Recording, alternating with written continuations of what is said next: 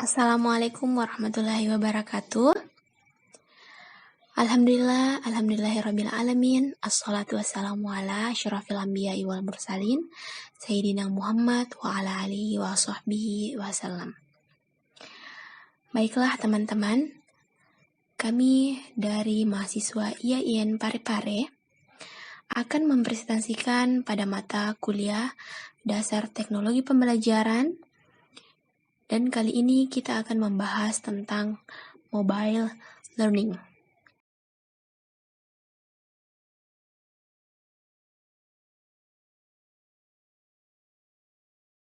Dan perkenalkan kami dari kelompok 4, beranggotakan 7 orang. Ada Muslimah Samir, Musdalifah, Siti Baria, Ainun Anissa Akas, Budiman, Rida Anugrah Kahar, dan Sudaria. Oke, let's start.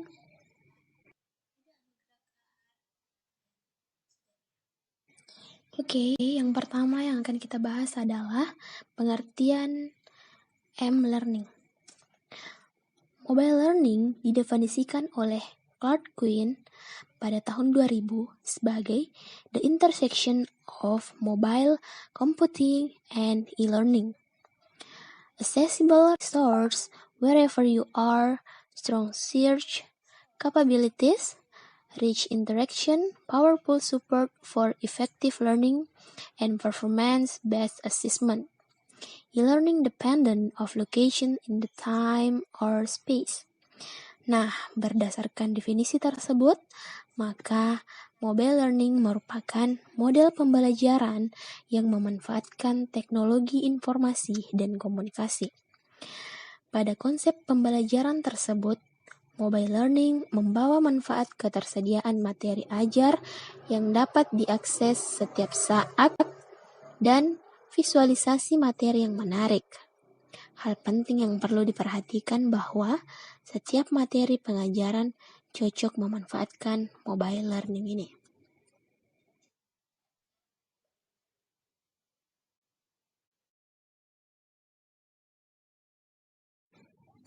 Baiklah teman-teman, sekarang kita bahas tentang sejarah perkembangan mobile learning. E-learning atau pembelajaran elektronik pertama kali diperkenalkan oleh Universitas Illinois di Urbana-Champaign dengan menggunakan sistem instruksi berbasis komputer. Pada tahun 1990, di era CBT, Computer Based Training, di mana mulai bermunculan aplikasi e-learning yang berjalan dalam PC standalone ataupun berbentuk kemasan CD-ROM. Nah, kemudian pada tahun 1994, seiring dengan diterimanya CBT oleh masyarakat, sejak tahun itu, CBT muncul dalam bentuk paket-paket yang lebih menarik dan diproduksi secara massal. Kemudian, di tahun 1997, LMS atau Learning Management System, seiring dengan perkembangan teknologi internet, masyarakat di dunia mulai terkoneksi dengan internet.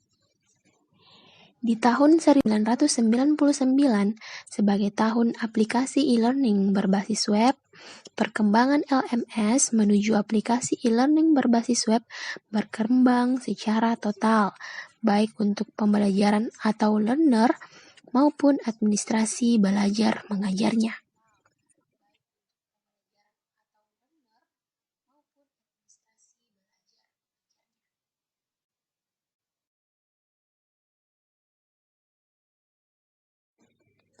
Sekarang kita akan membahas karakteristik mobile learning secara umum.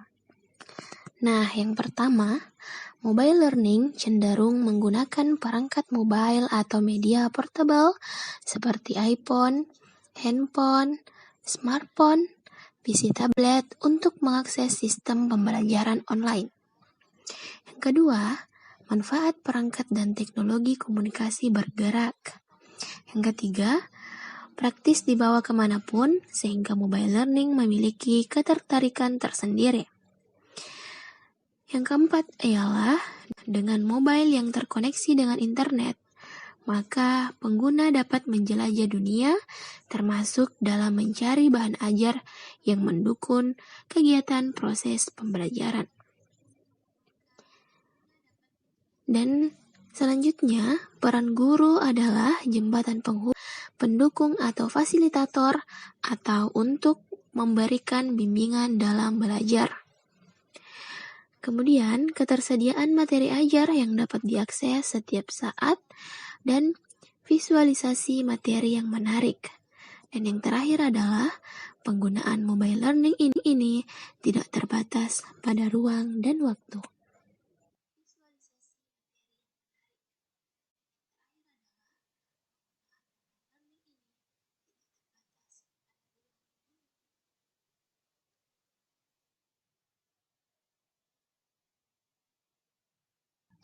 Nah, adapun karakteristik mobile learning menurut Sukartawi pada tahun 2003 yang pertama, memanfaatkan jasa teknologi elektronik.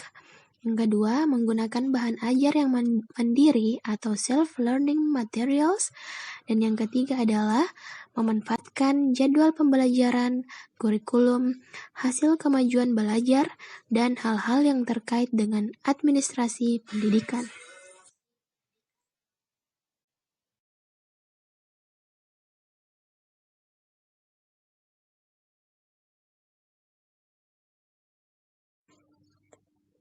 Baik, kita akan membahas manfaat e-learning secara umum.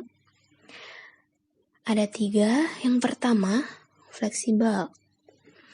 E-learning memberikan fleksibilitas dalam memilih waktu dan tempat untuk mengakses perjalanan.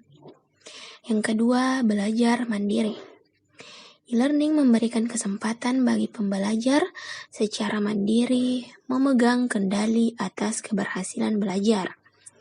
Dan yang terakhir, efisiensi biaya.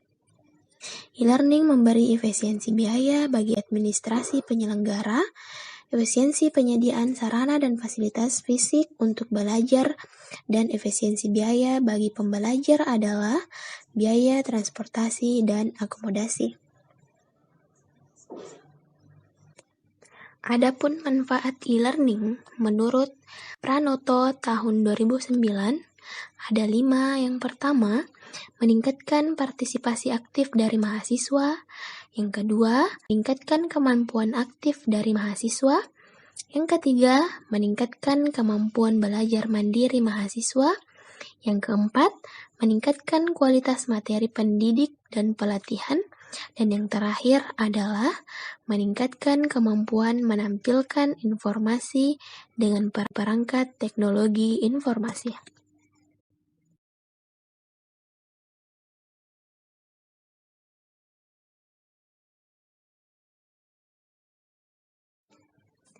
Sekarang, kita bahas tentang manfaat mobile learning secara umum. Nah, yang pertama ini kita lihat ada suplemen atau tambahan. Mobile learning berfungsi sebagai suplemen atau tambahan, yaitu peserta didik mempunyai kebebasan memilih apakah akan memanfaatkan materi mobile learning atau tidak. Dalam hal ini, tidak ada kewajiban atau keharusan bagi peserta didik untuk mengakses materi mobile learning. Yang kedua, komplemen atau pelengkap. Mobile learning berfungsi sebagai komplemen atau pelengkap, yaitu materinya diprogramkan untuk melengkapi materi pembelajaran yang diterima peserta didik di dalam kelas. Dan yang terakhir, ada substitusi atau pengganti. Beberapa perguruan tinggi di negara-negara maju memberikan beberapa alternatif model kegiatan pembelajaran kepada para peserta didik atau siswanya. Tujuannya agar para peserta didik dapat secara fleksibel mengelola kegiatan perkuliahannya sesuai dengan waktu dan aktivitas sehari-hari peserta didik.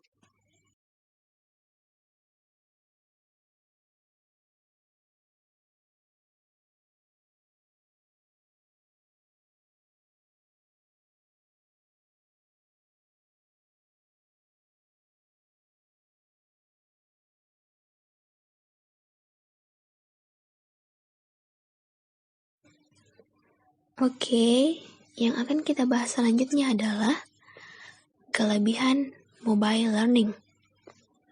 Ada 5. Yang pertama, dapat digunakan dimanapun dan kapanpun. Yang kedua, device-nya memiliki harga yang relatif murah. Dan yang ketiga, ukuran perangkat yang ringan dibandingkan PC desktop. Yang keempat, dapat menampung lebih banyak pembelajaran karena mobile learning. Dan yang terakhir, menggunakan teknologi yang sering dipakai di kehidupan sehari-hari.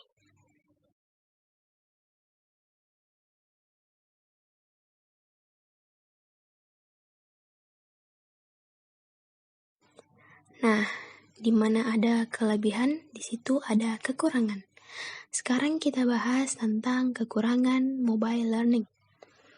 Yang pertama ada kemampuan prosesor, yang kedua kapasitas memori, yang ketiga layar tampilan, yang keempat jatuh daya, dan yang terakhir adalah perangkat I/O.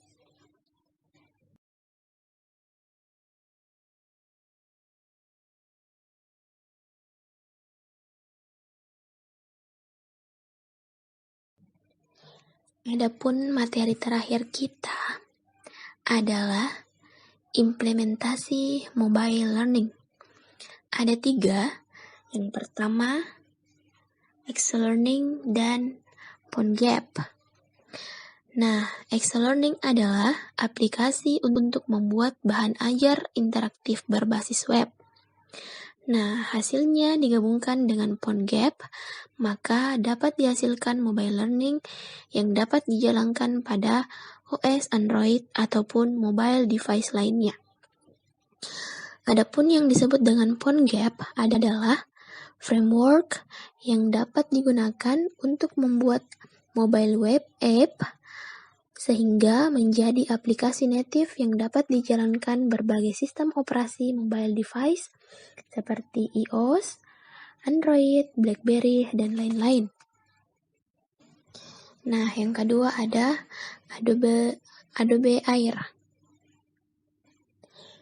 Adobe Air kependekan dari Adobe Integrated Runtime, adalah sebuah cross-platform runtime environment keluarga Adobe yang berguna untuk menjalankan aplikasi berbasis Flash. Dan yang terakhir adalah AppsGeyser. AppsGeyser adalah layanan berbasis online atau web yang memungkinkan para pengguna membuat aplikasi Android mereka dari konten sebuah website, lebih tepatnya mungkin kita sebut launcher.